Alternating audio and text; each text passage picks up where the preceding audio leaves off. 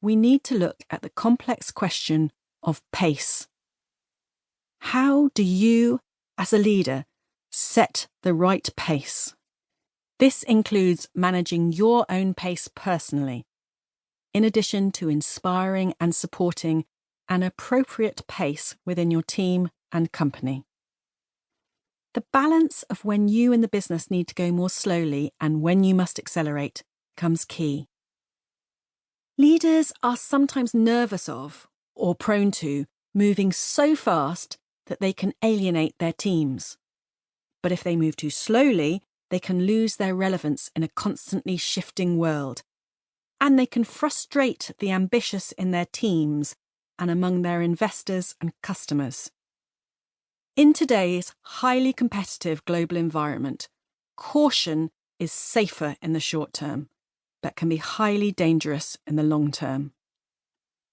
Finding ways to keep our pace competitive, to meet the demands of the short term, and protect against the challenges of the long term is essential.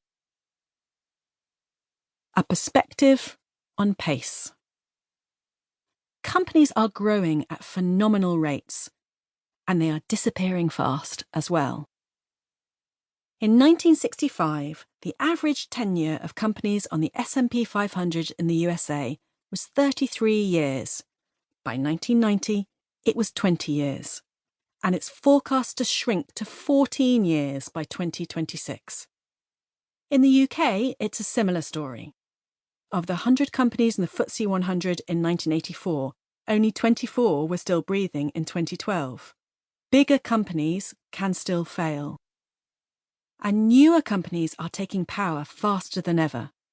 The high-flying startups, known as unicorns, can win their billion-dollar valuations within a year or two of coming into being, and can decimate industries that took many decades to build. With some other startups, it's a tougher tale. 50% of SMEs in the UK fail to celebrate their 5th birthday. Meanwhile, we all see that startups who scale at a lickety-split pace, that's the technical term. Uber, at the time of writing, is a company with questions about its leadership and its ability for ongoing category dominance. But it showed what could be done. It drove true disruption and went from scratch to a $58 billion valuation within only 5 years. And in the same time frame, the Dollar Shave Club was created, built, and sold for $1 billion to Unilever. Facebook's continued growth is a staggering example of scale and speed. Now the world's 6th largest company, it catapulted to success from birth in a university dorm, from 1 million users in 2004 to 608 million 6 years later. Today, there are more Facebook users than there were people alive on the entire planet 100 years ago.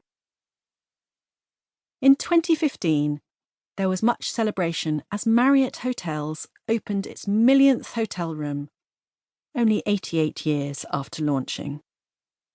The same year, Airbnb celebrated its 1,000,000th room, a paltry 7 years after launch. The rapid growth of Airbnb highlights a salient fact about today's virtual economy. The masters of scale are often selling things they don't need to buy first. Uber, the world's largest taxi company, owns no vehicles. Facebook, the world's most popular media owner, creates no content.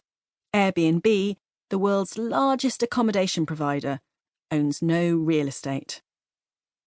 In a world where the Internet of No Things creates businesses that grow at warp speed, investors and impatient leaders want to find ways to speed up their success.